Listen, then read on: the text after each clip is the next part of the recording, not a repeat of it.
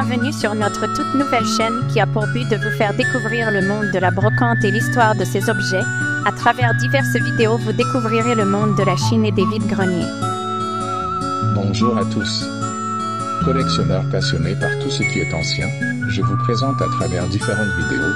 Chacune de mes découvertes chinées est accompagnée de son histoire. Au fil du temps se créera ainsi pour vous une véritable encyclopédie du chimère.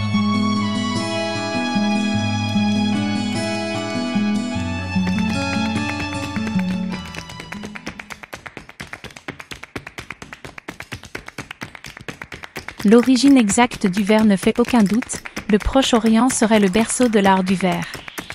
D'après la tradition, l'origine serait en Syrie.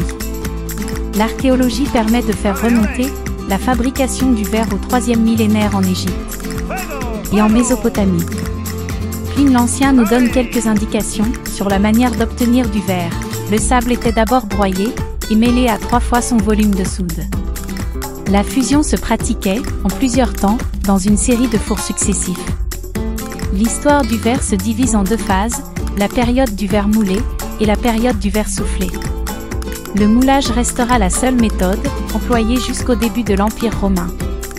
Pour les spécialistes, l'invention du verre soufflé est attribuée aux Phéniciens, dans la première moitié du 1er siècle avant Jésus-Christ.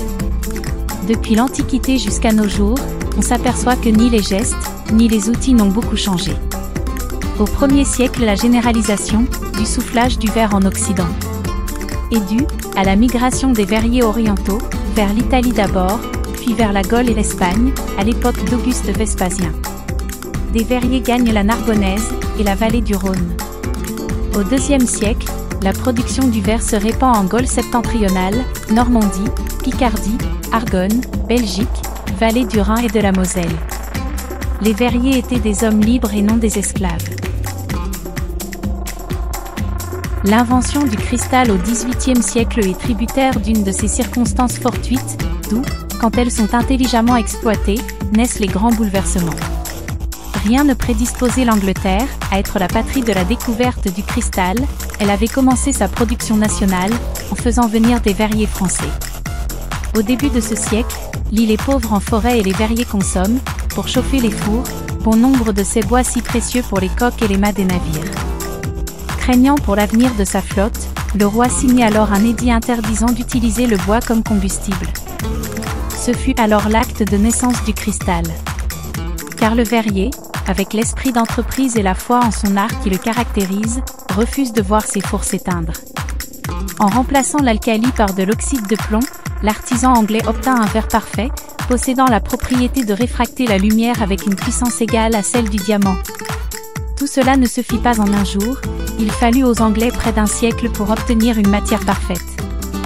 Le cristal est une matière claire, brillante, caractérisée par la pureté de ses composants, son indice de réfraction et sa densité.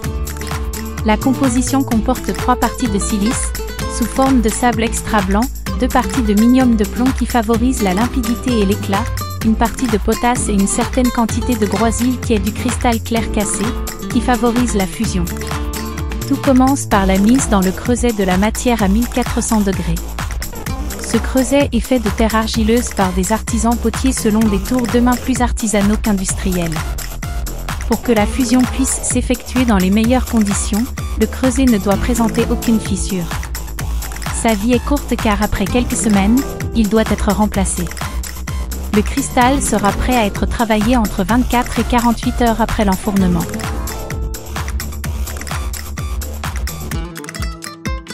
C'est dans un creuset maintenu à température constante que les verriers viennent cueillir avec leurs cannes creuses une paraison de cristal.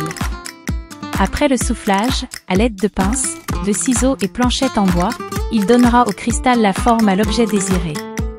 Tout le savoir-faire des maîtres verriers tient à leur talent à souffler et tourner cette boule en cristal à plus de 800 degrés.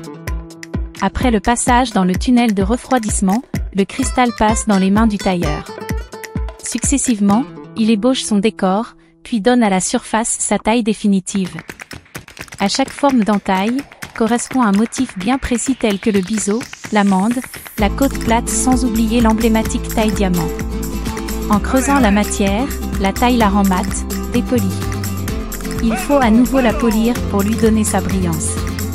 Un contrôle visuel minutieux est nécessaire afin d'écarter toutes les pièces ne correspondant pas aux critères de qualité exigés par la cristallerie.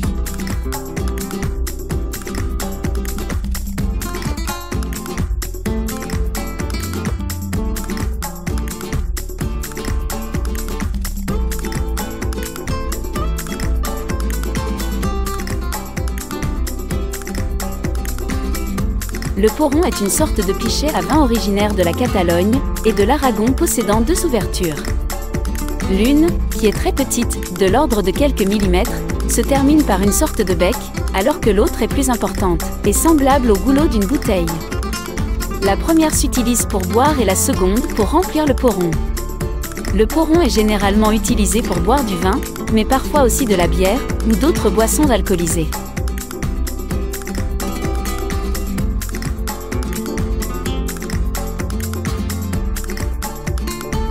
À l'origine, le porron a été conçu pour un partage hygiénique de la boisson entre plusieurs convives, car il permet de boire sans contact direct du récipient avec la bouche.